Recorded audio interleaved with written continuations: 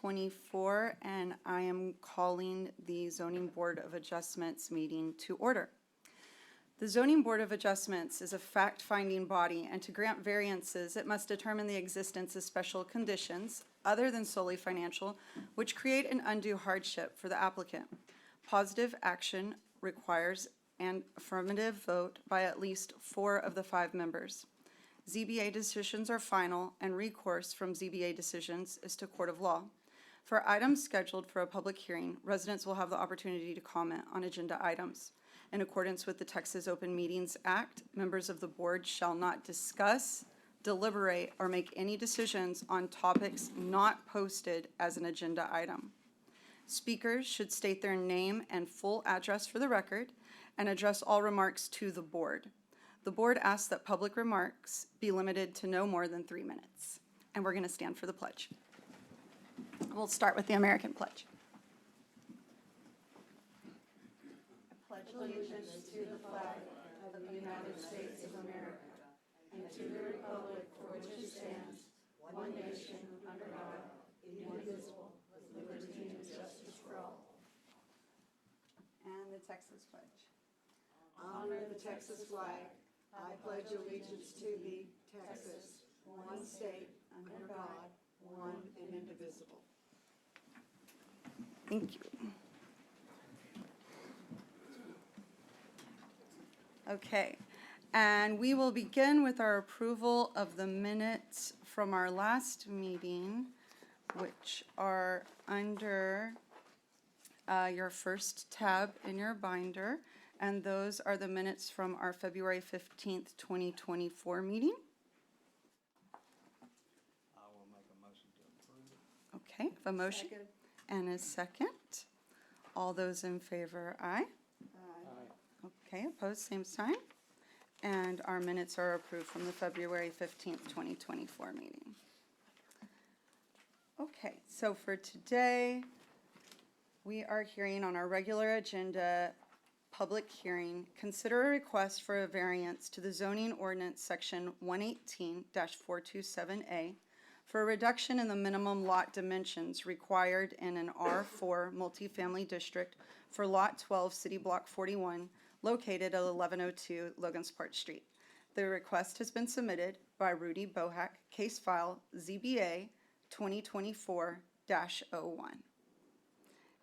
And we will begin with our staff report.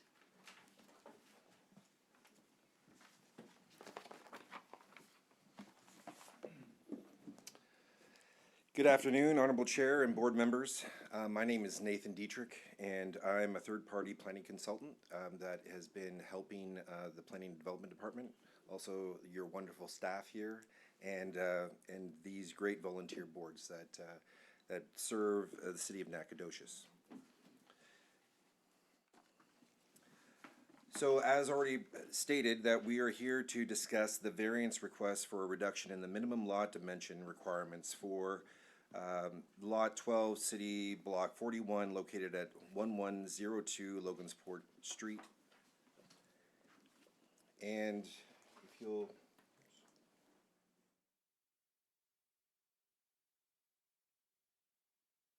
you'll bring your attention to the teleprompter, here is the location. The location is on the east side of Logansport, between Pecan Acres Park to the north and some single-family residential subdivisions to the south. Again, here is another shot of the same location with just an aerial view. It kind of gets you acclimatized to what sorts of land uses are actually out there, which are vacant. There are vacant properties out there, single-family residential, single-family detached, and also some multifamily. Here is some photos that are looking directly at the current lot. The home that is currently there is basically within the center of the approximately 0.8 acre lot. And then there's some additional areas on either side of it where there's opportunity to construct. Again, this is just another vantage point looking south on Logansport just kind of showing you how the road looks, what is actually out there. There's some already existing ingress to the property, and it just kind of gives you a good idea of what's going on there. I felt and again, I appreciate the chairperson to explain the reason for a variance, and I wanted to reiterate that is that why is this variance request before us today? And to remind everyone, a variance is a request to deviate from the typical development standards associated with our current zoning requirements. A zoning variance may be granted by the local agency here before you, the Board of Adjustment, if the property owner can demonstrate that the strict compliance with the zoning regulations would cause undue hardship, or that there are unique circumstances that justify this variance.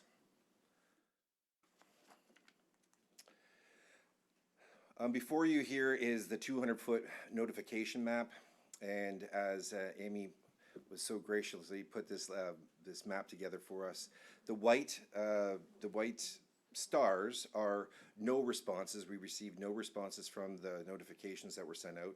The red are responses that we received but were against this particular request, and the orange are the in support, which we do not have any other than the landowner itself.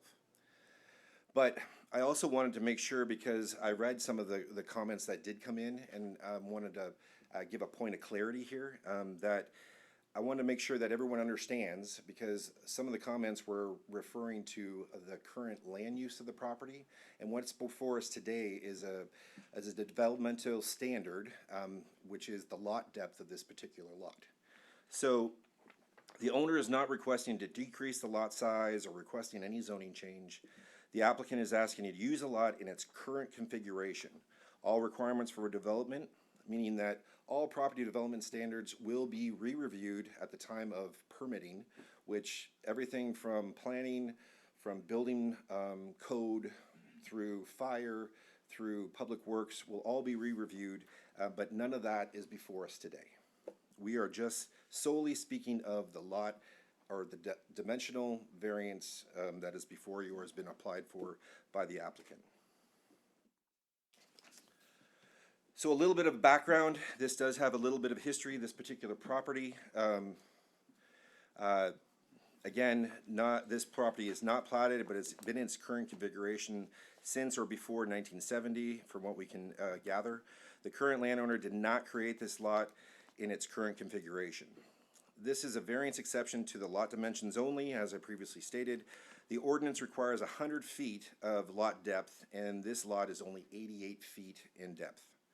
This lot depth exists and has not changed for, since the 70s, so 50 plus years. However, the proposed overall lot size, which is another dimensional variant, or a dimensional property development standard, will be in excess of, because in a R4 zoning district, a lot can be 5,000 square feet at a minimum.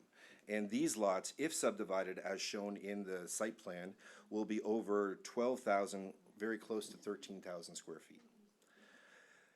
Back in 2020, there was a request for a zoning amendment and approval, and this was approved, in changing this particular piece of property from R2, which is a single-family detached, up to, or a minimum of 6,000 square feet per lot, to an R4 multifamily zoning district, allowing for all uses within a residential district, all the way up to multifamily.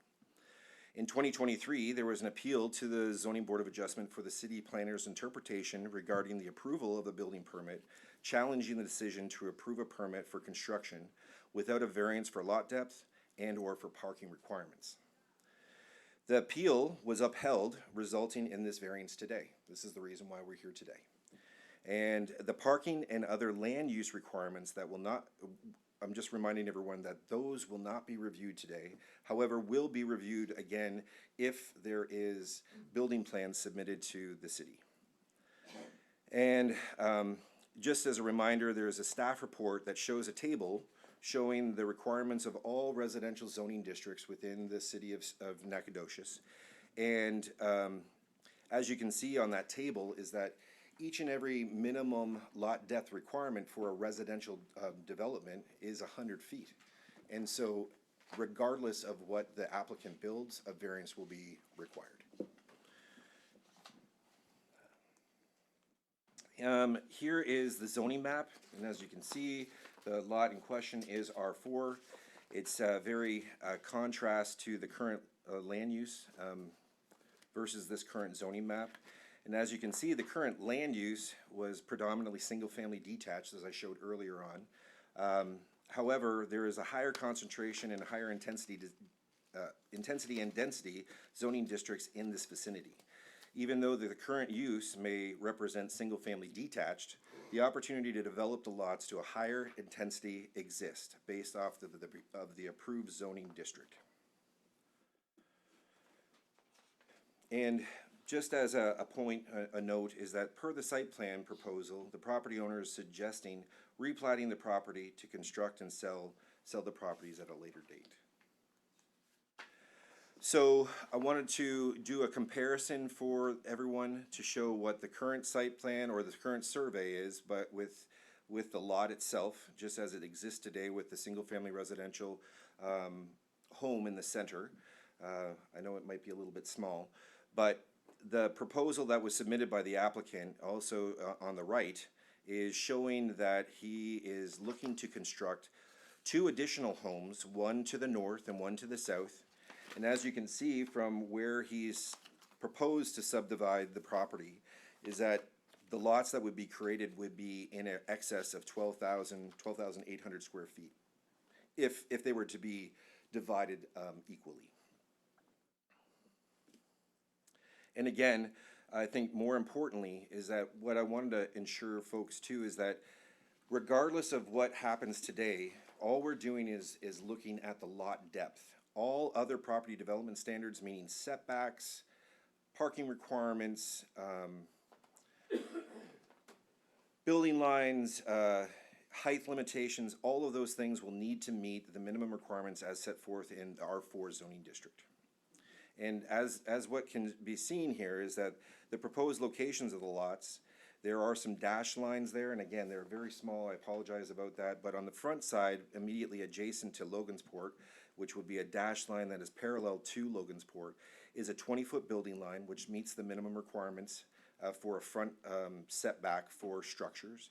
And the dash line at the rear of the structure, which would be the eastern side of the lot, is shown here as 15 feet. And that again would meet the minimum requirements. Actually, R4 has a minimum of 10 feet, but it looks like the applicant is requesting to possibly, I mean, he could go to the limits of 10 feet, but if he wants to push it to 15, he still has ample room or a building envelope to construct a reasonable size home. So as we all know, is that conditions and findings are the most important for approval here. All 6 of these requests need to be answered in the affirmative, and I'm just gonna walk through really quickly through those. I think I've put together a position that shows that each and every one of these staff believes that have been met. So such variance is in harmony with the intent and purpose of the comprehensive plan in this chapter. The comprehensive plan calls out to be residential in this particular area, so that is confirmed. Such variances will not substantially or permanently injure the appropriate use of the adjacent property in this same district. Again, for what is being proposed here, or what is actually any land use that can be built here, would be in concert with the surrounding area. Such variance will not adversely affect the health, safety, or general welfare of the public. I believe at this particular time, because we don't have a building permit in front of us, I know that all the other ordinances that we do review are in place just to ensure the health, safety, and general welfare of the public. So I believe that is to be true also. Such variance will not authorize the operation or use other than those uses specifically authorized for the district in which the property for which the variance is sought is located, and that will be also true because that will be dictated by the R4 zoning district. The plight of the owner basically is it's not the hardship, or the reason for this variance is not because of what the owner did. it is due to a unique circumstance that is existing on the property and as exists today. So he did not create it by, purchasing it by meets and bounds and then, didn't do his due diligence and then created something that was non-conforming. This was actually something that he purchased, and this is the parameters of that particular parcel. And the variance is not self-created. It's not a self-created hardship. And again, that same sentiment is that it was purchased in this particular manner, and it exists as it is today. So with that, the recommendation at this time, staff would recommend approving this request as submitted to the Zoning Board of Adjustment, since it meets all criteria and findings that is considered a reasonable request as described in the staff's presentation.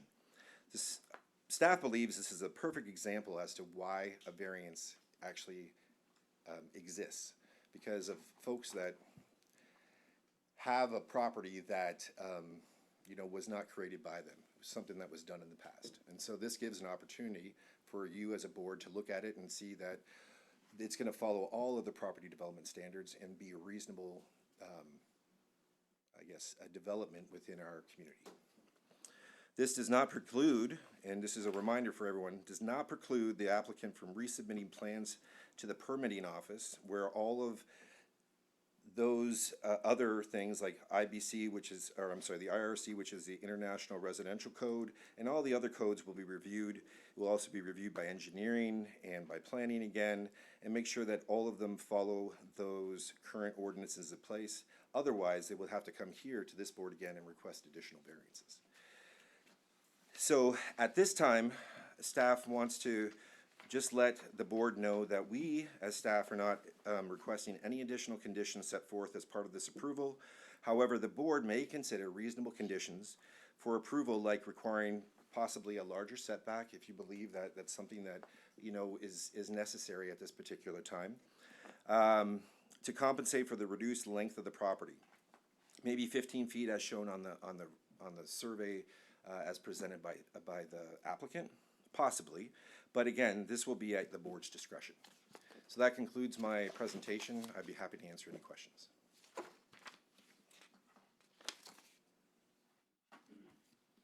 Are there any questions from the board for staff's presentation? Feel like we soaked that all in. Okay, very good. Thank you. Sure, thank you. And we'll have the opportunity, if you have a question, to ask at the end as well. Okay, well, I will now open for public hearing. This is where all public comment is allowed. I want to remind the board that during the public comment portion, no member on this board shall discuss, debate, or argue an issue with the applicant, nor indicate your probable vote for the appeal.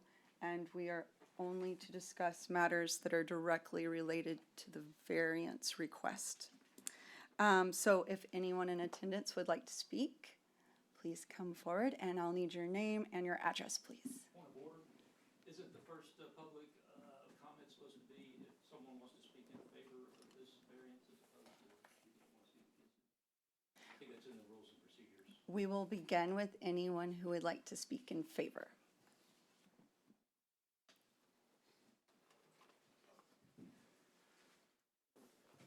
Oh, I'm sorry. No. Go. We're going to hear the applicant. I'm sorry about that. We are going to hear the applicant. Point of order. I'll call that on myself there. No worries. We'll hear the applicant. Good deal. Hi. Howdy. RJ Bohack, 1102 Logansport. So the reason I wanted to stand up here before you is just to kind of tell you what my intentions are. Obviously, the last time we met was with the duplexes and the situation there. And so after careful consideration, I decided, let's do something that, would make the neighbors happy. And so I said, I looked at the deal, I looked at the history of that piece of land, and actually met a lady that lived on that piece of land, and said, there was 3 houses on that piece of property. And so I said, there's still foundations there, still the driveways there, still everything there. I said, that'd be a really cool idea just to kind of, that would be something that would go hand in hand with the neighborhood. And I just felt, that's a really good opportunity just to to kind of give back and do that. And so that's kind of our thought process behind that. And I said, you know, so that's kind of what we're deciding to do. Our intention is to build two of the same other houses that's there now. There's a house there, it's 1,152 square feet, 3-bedroom, 2-bath, and actually have, I should have brought them, but I have a set of plans that intending on building those two houses. And so there'll be 3 very similar houses, probably different colors or a little bit, but same design, same everything. So like I said, the driveways are there, and they'll be in the same location as the other houses that were previously there from many years ago. That's kind of my intention to do there. Like I said, just trying to do something that maybe will, you know, go with the neighborhood. And so, anyway, if you have any questions, feel free to ask away. Okay, thank you. Does anyone have any questions for the applicant?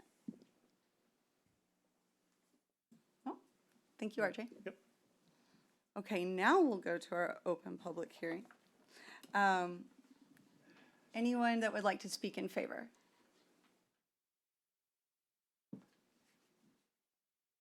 And your name and address, please. My name is Baron McLemore. Live at 316 County Road 217, just a couple of miles out the city limits, or out of, off of the loop on Appleby Sand.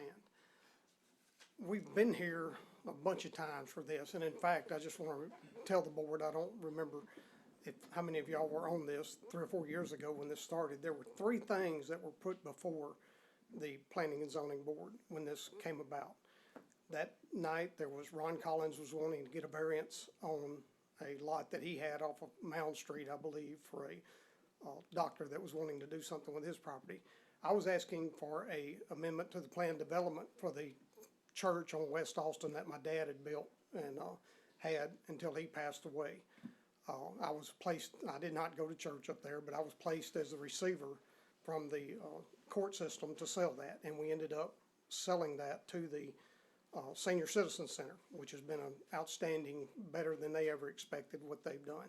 RJ was also asking for his deal on Lakewood. At that time, he was accused of doing things under board, behind things, everything, I just want to remind the board, everything was done in a public, legal manner. Everybody from the city signed off on it, thought it was a good idea. Everybody agreed, everybody at that time agreed. Now, some of those people are no longer with the city, but after that, they were not fired. You know, so when the problems came up from the neighbors, when they finally came up and started to complain about this, everything was done. RJ has been above board on everything that he has done for me and for this. There's no backhandedness, nothing in this. My other point is that I do own Austin Hills subdivision. One of the things I would have loved to see in Nacogdoches, and let's do things where we need more tax base. Something that he does with this, that's gonna dramatically increase the tax. He's not gonna get a homestead exemption on this. So we need to spread our taxes out more and do more of our infill development, things that we need developed within the city limits. And I think this is a great idea. You know, some people will come in and say it's not with the standing of the neighborhood. If you drive over there, there's been a travel trailer that hadn't moved in 35 years that I know has got to be against some kind of city ordinance. It's still there today, you know. So my request is that you pass this, let him do what he needs to do. It'll also benefit Nacogdoches from the tax base, from cleaning up that neighborhood. A young family that may live in that can walk down to Pioneer Park from there. Pioneer Park, we say we want our parks to be utilized more and great things. And Pecan Park is a great asset. And this RJ, he can use that as an advertisement for his project. Thank you, Mr. McLemore. Anyone else that would like to speak in favor of the applicant? Okay. We will now move on to those who would like to speak in opposition. Yes, ma'am. Before I start, because I'm afraid of my timing frame, I appreciate if you would pass what I'm saying. She'll get now. those for you, yes. And name and address, please. Pat Costella, 1009 Logansport. My husband and I purchased 1009 about 20 years ago. It was where we planned to end our days. We love Logansport and its beautiful location to Pecan Park. There were always people walking baby carriages, dogs. It's just a lovely little world. Sometimes deer ran by. It's a very beautiful world. My husband did end his days here, but I have been battling a developer for 4 years who wants to just destroy our little precious area for profit. He does not live on Logansport, and he doesn't live in the city. When I realized my zoning was R4, I asked Larissa, the planner at that time, to downzone to R3. You will see a copy of it there. The Simmons house at the corner was also downzoned to R3 to safeguard the history and beauty of Logansport Street. I went even further and I subdivided my property so the existing cottages were single family. You will see attachment 1 that shows that I have a subdivision there of single family houses. Logansport is special to many people, and it has been stated at previous hearings. One of the women that addressed me, someone that had lived here a long time, stated that if they just keep messing up Logansport, forget the rest of it. We love our neighborhood. We have a mixed community of many people. I actually have HUD homes across the street. I'm not arguing about 2 single homes at 1102. It is the variance that is so vague. The site plan tells us nothing. It shows 2 boxes. The zoning is R4, so no matter what the developer states, it means nothing because it does not rule, nor is it specific, nor is it binding. I disagree with the staff report based on the following. It does not comply with the comprehensive plan if you read the entire plan. The variance will injure the adjoining property. It will adversely affect adjacent property. The problem being that the variance will be given to a property that is zoned R4 when 2 single houses really only require R2. And I do not believe it is a self-created hardship. There are not many multifamily. I beg you to not allow this variance, mainly because the site plan doesn't tell me anything. And no matter what we say, none of it is binding until it is put down in paper and ruled to. I appreciate the IRC review that the planner has stated, but we have no guarantee of anything. This is a battle that has been going on for 4 years, starting when the developer, and I'm sorry about this, but he was head of zoning, and it was during COVID, and this zoning went in without anyone having any knowledge that A, the house was sold, or B, that our zoning was going forward, except a little tiny thing in the newspaper. Consider the people who live on the street, the people who use the street to access the park. It does not comply with the comprehensive. It will injure the appropriate use of adjoining property. It will adversely affect adjacent property because all of these conditions are based on R4 zoning, not R2, which is what a single family would require. Variance is a self-created hardship. I disagree that it's not. Thank you, Ms. Costello. 1 minute, stop ignoring the wishes of the people so that self-serving capitalists can provide by destroying historic neighborhoods that are loved by the residents of our historic city. Thank you. I appreciate your time, and thank you. Thank you, Ms. Costello. Okay, next. Hello. Hey, Full name and address, please. I'm Tom Bellinger. I live at 620 Logansport Street. I've lived there for 32 years. And by the way, I want to thank you all for your public service. I know this can be quite a job. Had a little experience in that area myself.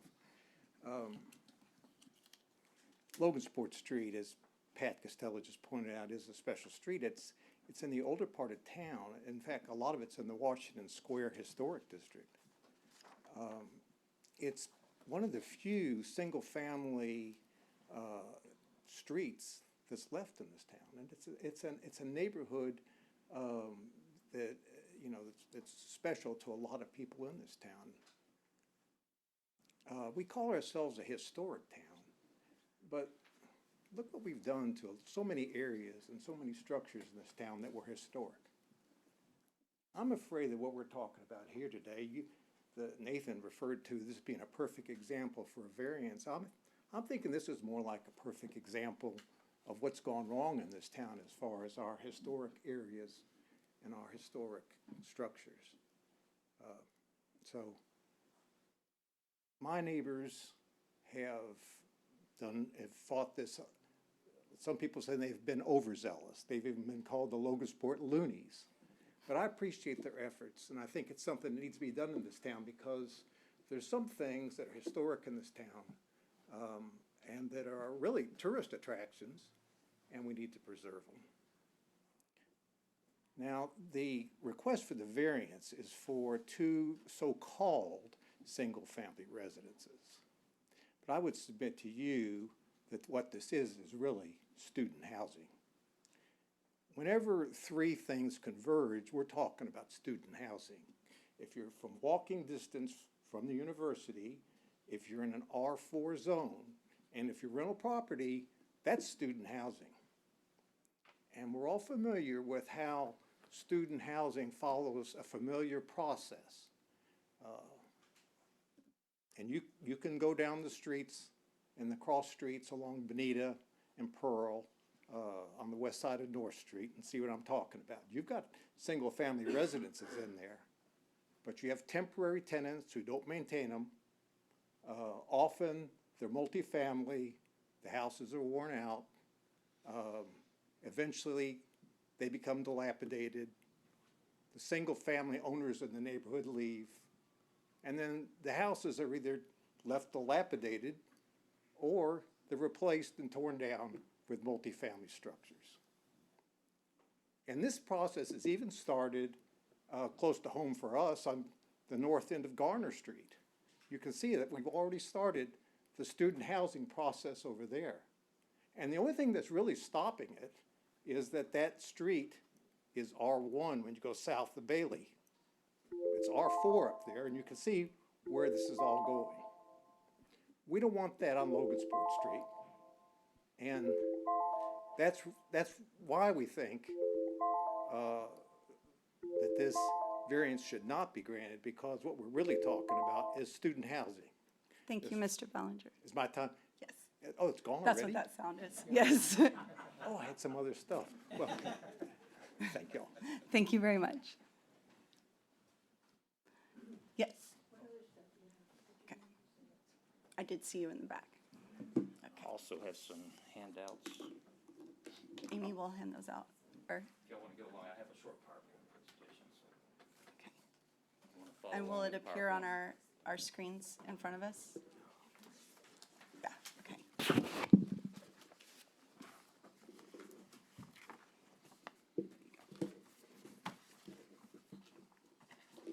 And we'll still need name and address, please.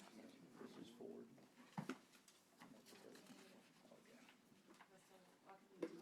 Yeah, I'm Philip Blackburn, and I'm actually, I've got 2 sessions. I'm representing Marva Wallace at 737 South Kennedy Avenue, Tyler, Texas.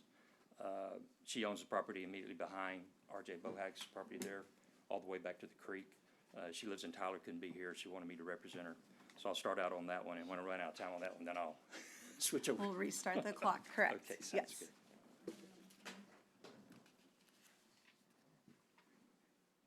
Obviously, we're talking about 1102 Logansport Street. And like Pat was saying, this first thing I want to talk about is the thing that's across the street from it, a little south, is her Castella subdivision. And what you see there is that it's been platted. Each of those cottages are on their own lot with access to Wood Street. And this all happened back in 2014. Larissa Philpott, who was the city planner at the time, worked with the neighborhood. There was more than just Pat Costello involved. There was property to the north on at the intersection of Woods and Logansport. There was property on Wood Street itself. They were all downzoned to protect the neighborhood because it had R4 up there. And fast forward to 2020, what was happening was that we had a city planner then that was actually working with a developer to upzone some of the property to R4. And so what happens in Central, what we need from the planning department is consistency and continuity. And the same thing's happening now. It's been a year almost since Elena Chafin resigned. And so what's going to happen when the next city planner comes in? Are they going to understand that our neighborhood is working in a direction of trying to get rid of R4? Matter of fact, they commented on the R4 that's around the corner on Marksville. I've got a stack of applications from the property owners on Martinsville, probably about 1/8 of an inch thick, where they're gonna voluntarily downzone their property. So we're in a mode of trying to get rid of the R4. We don't want the planning department coming in trying to support R4. And not only was it against the wishes of the neighborhood when they upzoned that property to R4, it's against the law too. Because one of the provisions for being able to make a zone change in a neighborhood is it has to be in harmony with the comprehensive plan. Well, here's the future land use map from the comprehensive plan. You see the areas that are yellow, that's single family, the orange is multifamily, and you got green, that's ag. If you zoom in on Logansport Street, I mean, yellow's yellow. All of Logansport Street, even the area on Martinsville, Texas, it's all single-family residential. So the fact that it was upzoned to R4 means that it was against the comprehensive plan, consequently it's illegal. And here's the property right here where the property in question, it's in the yellow. So like I say, we're in a mode of trying to downzone all the R4 to see like on Martinsville Street, we're gonna downzone the duplexes to R3, and all the single-family houses on Martinsville are gonna downzone to R2. And we think that that's the kind of thing that needs to be happening here at the end of the street. Okay. The reason why the R4 is so problematic, you look at this is out of our Code of Ordinances, 118-273. I've just kind of zoomed in on the one little section because the things you can do with R4, there's a list of it as tall as me. All the different things you can do with R4. I'm just looking at the lodging group quarters. The thing that's of particular concern is the boarding or rooming house. That's the thing that kind of, okay, I've run out of time there. Okay. Now I'm going to be speaking as Philip Blackburn. I'm representing Philip Blackburn, 819 Logansport Street. Very good. The R4 is problematic. I want to call your attention to the one down there. It's called boarding or rooming house. That means that you can take the house and rent it out by the room. And you'd be kind of surprised how many people you can fit in a house. And it's only limited by maybe the fire department and a fire code. But you can get pretty creative and get a lot of people in a house. And there's an example that's pretty similar to what needs to be done in this situation to show right around the corner. You may recognize this house. This is 803 North Mound Street. It's on the corner of Mound Street and Houston Street. And you look at that house, and it looks like a single-family residential house. I don't think anybody will argue with that. Doesn't look like an apartment or anything. But the problem with that house is it's in an R4, okay? And you can use it for single-family residential. I can remember when Dr. Thorstensen lived in that house, he and his family. That house was purchased by City Council member Brad Mall. And initially, he used that as a single-family residence. But then he decided to use it as a rooming house. So for about the past year or more, it's been used as a rooming house. Well, then he decides he wants to sell the house. And he was thinking about that, and he's thinking, well, as long as I own this house, I can control what goes on over at that house. And I can keep it under control. But as soon as I sell it to another owner, they may want to do something different. They may want to maximize their profit and put as many people in there as will fit. I think when he was thinking about this, he was watching that movie Animal House. And he says, I don't want to have a toga party over there every weekend. And so he said, the best thing I can do with this house is I can downzone it to R2. And so that's what Brad did. I represented him at the hearing. He wanted to downzone his property from R4 to R2, and he was able to do that. So now in the future, he can be rest assured that whatever goes on in that house is going to be single family. Well, that brings us to what we have a suggested course of action here that I think would make everybody happy, and I want everybody to consider this seriously. I think this variance should be denied because there's no guarantee what will happen with those single-family residences. Even if the applicant uses them, intends to use them as single-family residences, as soon as he sells it, that's off the table. And I can remember we had a similar speech that was given to our neighborhood early on in this, that he lived around the corner on Garner Street and could see the property from his house and was really going to ride herd over it. But then someone made him an offer on the house he couldn't refuse, and he sold it. Same thing could happen to this property. Right after he builds these houses, someone can make an offer on him he can't refuse. Then you have a new owner that has no intention of using them as single family. They will use them as multifamily. We want to pay for the application fee for the property owner to apply for R2 zoning. That's like a $350. We want to work with we want single family residences in our neighborhood. We will also pay for the application fee to apply for another variance. And this will be a different set of circumstances. If he downzones from R4 to R2, he can reconsider. We can do this in a period of a couple of months. He won't have to wait a year. All right. Thank you, Mr. Blackburn. I think I got everything. Okay, yes, sir.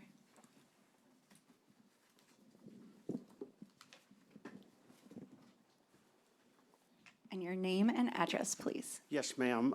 Richard Massey, and I'm at 909 Cason Street. So far, all you've heard from are the people that are on Logansport Road. But there's another street in that neighborhood that's just right behind it on the Lanana Creek Trail, and that's called Cason Street, and that's where I live. I walk my dog past that house and that property every day, and I understand what he's trying to do. It's a beautiful lot. I think it should remain the way it is. There's a modular home on there right now. That'd be a great place for someone to live. Well, what I want to get down to is just the brass tacks of everything. When the sun's shining right and the weather's good and the birds are singing, that neighborhood is paradise, okay? That's what Mr. Blackburn and all of us are really talking about here. It is a slice of urban paradise right in the middle of the oldest city in Texas. And if you don't live down there, it's hard to appreciate how nice it really is. I've been there for 4 years. I plan on staying there for quite a while longer. And I'm just down here. I don't have anything against Mr. Bohack. I was a reporter for years. I've covered these kind of meetings a million times. He wants to develop. He wants to make money. We get it. But not down there. And it's perfect just the way it is. Plus, that whole street would need culverts and a whole new set of infrastructure to set up in there. It's idyllic. It's beautiful. Pecan Park is a treasure. Can't believe that a place that beautiful exists right in the middle of town. And when you get on the trail, you're in a whole different world, and it's just right there for the taking for anyone to enjoy. But a big part of that is Logansport Road. It's a beautiful road. I drive down it. I walk down it. It's part of my neighborhood. It's what I see every day. And I agree with Mr. Blackburn. You know, 3 houses on there doesn't sound extravagant, but over time, it could turn into something that no one here can imagine. And that's what we don't want to happen. And when you hear the owls and you see the deer and see the people walking their kids, you understand what we're fighting for. So I'll leave the legalities to other people that know more about it and have been doing this a lot longer. But I'm at Cason Street. I'm in the neighborhood. It's paradise. And anyone who comes to visit me, they take a look around and they say, wow, Richard, this is a pretty neat neighborhood.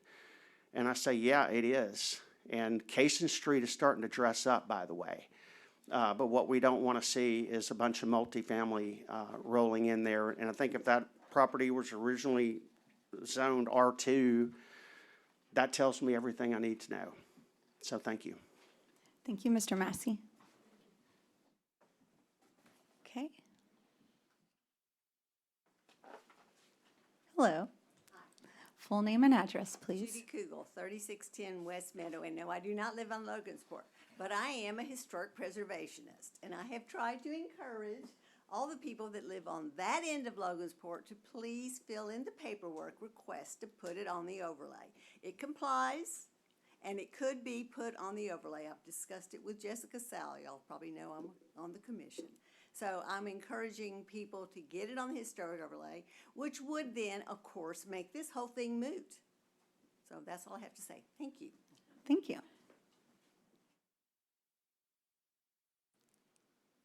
Yes. Full name and address, please. Sammy, excuse me, lose my voice to start with. Sammy Smith, 1801 York, which is in the Knollwood Edition, which is a long way from Logansport. But I would like to take a couple of minutes and speak against the proposal to vary the ordinance for this piece of property. I've been here before. This has been going on for, 4 years? And I really didn't know what I was gonna say when I came in here, other than I'm opposed to this, and I would like for you to know, for the board to know that. But the presenter a while ago, in summary, gave 6 reasons for you guys to approve this. The very first one was it is within the intent and harmony of the comprehensive plan. If it were within the intent and the harmony of the comprehensive plan, we wouldn't even be here because it never would have gotten approved by the Planning and Zoning Board in the first place. It wouldn't have gotten approved by the city council. The original comprehensive plan, when this was approved, was that for it to be single-family residence only, and it got changed in violation of the comprehensive plan to R4. So, you know where we are. We started out, it got cut by the Planning Zoning Board, it got cut by the City Council twice. It's been before you guys before. This thing has been ongoing for over 4 years now. None of the residents, local residents want it. The majority of the people in Nacogdoches probably don't want it. I don't know if y'all are aware of this or not, but only 38% of the residents in the city live in owner-occupied housing. 62% of the residents in this town live in rental property. And every time I look anywhere, somebody's trying to expand into multifamily housing. Why? I'm not really sure, other than somebody wants to pocket money, more money. So I would ask you guys to do the right thing and vote this proposal down. Thank you. Thank you, Mr. Smith.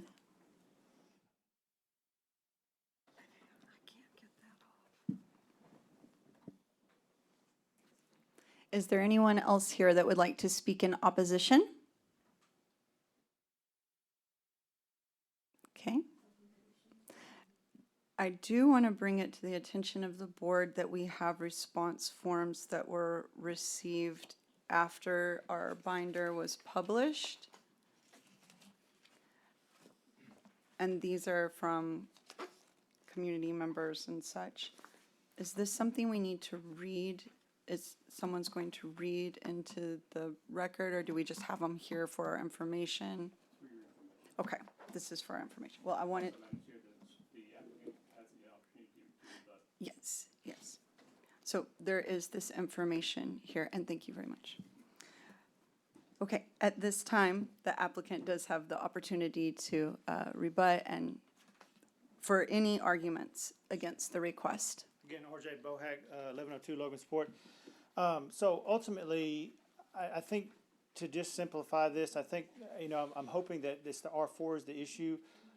I think, and Jerry can speak to this, being the attorney, I don't know why we couldn't just put a stipulation on this approval and just say, there's only going to be 2 single-family houses, and that would be on your approval of this. I don't know if that's possible, but that would just simplify things, almost like a PD, a plan development or something that says, hey, look, there's going to be 2 additional single-family houses. I don't know if that's possible, but I'm just trying to simplify this. That's my intent to do that. Conditions can be included. Okay. Part of the variance. Okay. That way, we just Can I told me ask that a there's not going to be any other As there's not going to be part of any our other. motion for approval, right? Can I ask a question? Of course. In our earlier discussions, we were told we couldn't do that, so I'm a little confused at this point. As far as, In earlier hearings that we've had, we were told that we could not do that. We couldn't place restrictions on our actions, so I'm a little confused. Yeah, I am too. Point of order, the ZBA has no jurisdiction over zoning. Can't put a stipulation on zoning like that. So in our, correct, in our previous,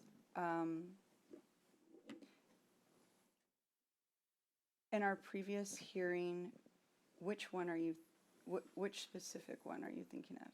Well, I'm just trying to recall which one we were told we couldn't place conditions. We've We're not had- allowed to place conditions that, my recollection is that we're not allowed to place conditions that are related to other committees and other functions of the city, planning and zoning, for instance, we're the variance board only. But for instance, we had a fence thing where there was a fence and they had to have a mesh cover over it.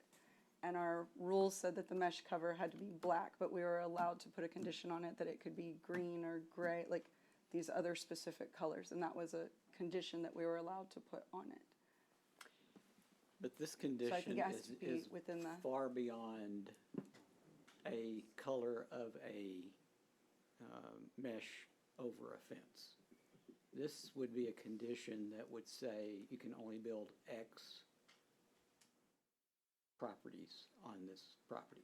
Well, I don't think we have the right to do that. and I would that's what say I've been this, told. the application says single-family residence. This board should consider the application and the evidence presented, not any other potential uses that could potentially happen. You only consider what's being presented here. And the application states that there are going to be 2 single-family homes added only. Now, I'm not saying that's a condition. I'm just saying that's what the application states. okay. Do you understand? I the distinction I'm understand making? what you're saying, but I've also been told, as a member of this board, that whatever the case is. So if you're talking about a use variance, yes, I agree with you there. There can be, what is zoned is R4. That's And correct. that's multiple housing. So it really doesn't matter what he says to us as to what he's going to do with it. He can say he's gonna build, single-family homes, but the zoning is what determines that, not us. Well, that's what I'm saying. I would be willing to put something on there that says this variance will be approved, stating that there's only gonna be 2 other single-family houses, so that I'm held to that. And that just, I would please simplify that. Well, and my question is there anything that would hold him to that? Because as I understand, as been explained to me, when the city, and the review comes from the planning department, not us, and we have no say in that from that point on. Well, you're basing your variance, your vote on your variance based on the facts that are presented at this hearing. Again, the facts that are presented at this hearing in the application are that there are going to be 2 single-family homes added to this lot. With no guarantee of that. And if it's determined later, that plan is presented that's somewhat different from what's presented now, that, I guess the planner would make a decision at that point, and that decision of the planner can be appealed at that point.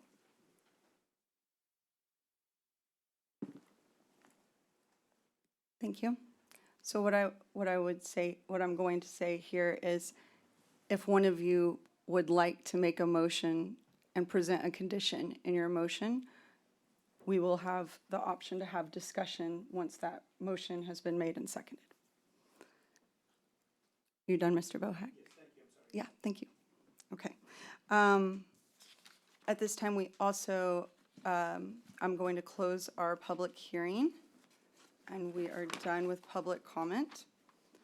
So this is the opportunity for the board to ask any additional questions from staff as they were presented by staff, presented by the applicant, or presented by or during public comment that will help you create a motion or make a motion. Are there any questions? How hard is it to go back to R2? To downgrade or upgrade, whichever you. So basically what would need to happen, and that's really not before the commission today, but to give you the process is that they would submit an application to staff, right? And then it would have to go through a public hearing. It would probably be like 30, maybe 60 days out, depending on the time of the submission. But yeah, it would have to go through planning and zoning and then to city council for that approval. Okay, thank you. Yes, sir. Okay. Are there any other questions from the board? Okay. Hearing none, then I will ask the board for a motion. And remember, in your motion, I need you to cite the actual applicant request, please.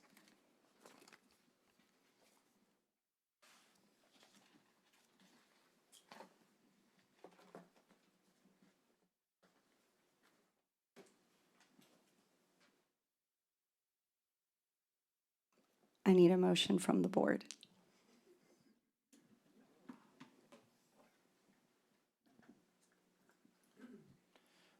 Well, I'll make the motion that we approve based on the information given to us. It is R4, and that's all we can operate on. So I'll make the motion we approve based on these conditions as a single-family application. Okay, will you please read the variance request in your motion? It's on your agenda, item A. Yes, sir. Down there at the bottom. Yes, sir. Okay.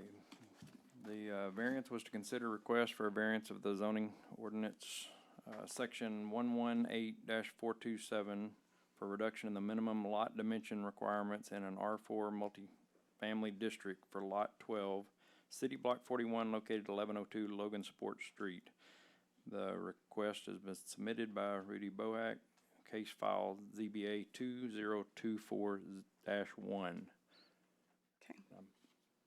Make the motion that we approve it based on the application that was given. Okay. So I have a motion that we approve the variance to the zoning ordinance section 118-427A for the reduction in minimum lot dimensions requirements in an R4 multifamily district for Lot 12, Block 41, located at 1102 Logansport. The request submitted by Rudy Bohack, case file ZBA 2024-01. That's correct. That's the motion. Do I have a second?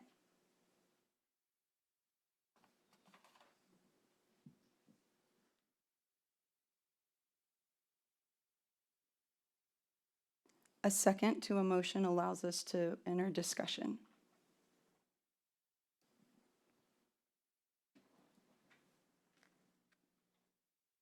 If I have no second, then the motion will die. Okay. May I have a new motion?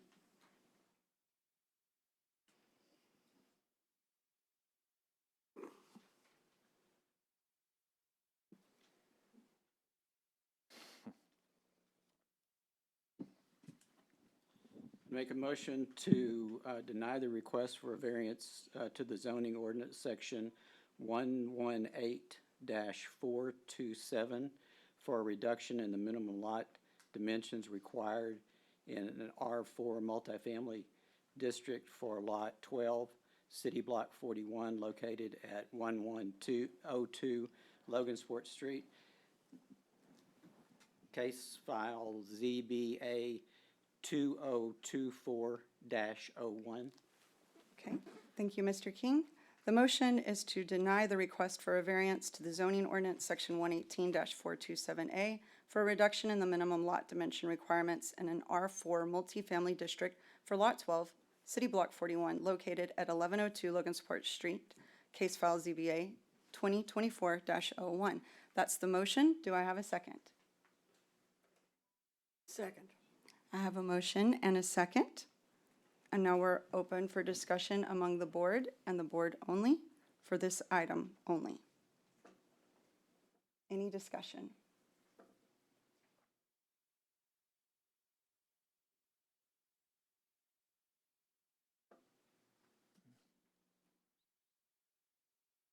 Hearing none, I'll call a vote. All those in favor, aye. Aye.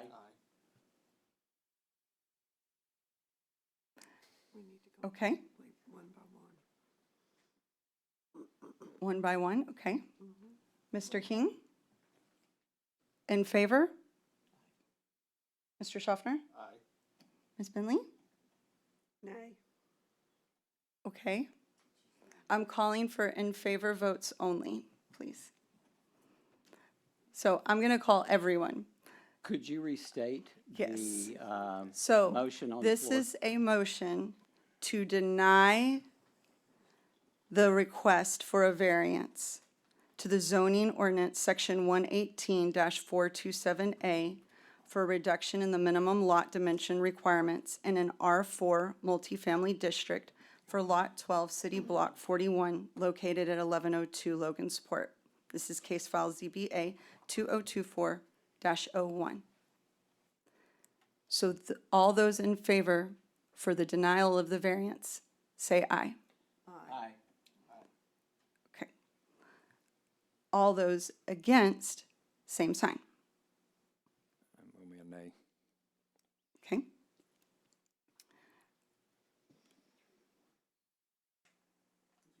I didn't vote. Sorry. I'm gonna have to go back to the beginning. Okay, I'm sorry about that. I didn't vote. I didn't vote audibly.